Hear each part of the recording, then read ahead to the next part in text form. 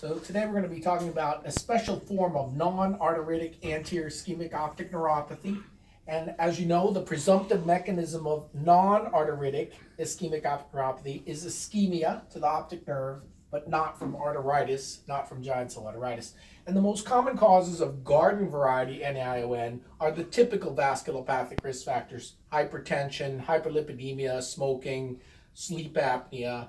sometimes from hypercoagulable state, other causes that cause NAION.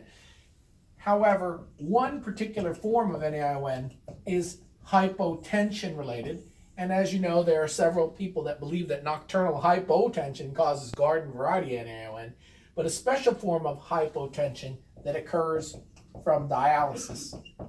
So intradialysis hypotension is a relatively common phenomenon, and because the perfusion pressure of the optic nerve equals the mean arterial pressure minus the intraocular pressure, any drop in the mean arterial pressure, including intradialysis hypotension, can lead to an ischemic optic neuropathy event, either anterior, AION, or posterior, PION.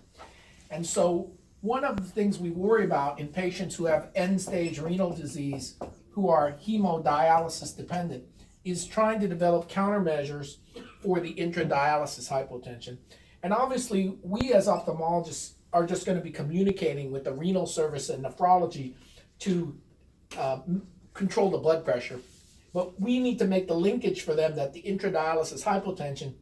is producing ischemic optic neuropathy. And so the things they can do during the hemodialysis to control the intradialysis hypotension include changing the concentration of the dialysate, changing the temperature of the dialysate, not allowing the patient to eat during the dialysis, which shunts blood into the splanchnic circulation, controlling their anemia and their volume, either by extending the sessions out or giving preoperative measures to increase the hematocrit, like erythropoietin or iron supplementation.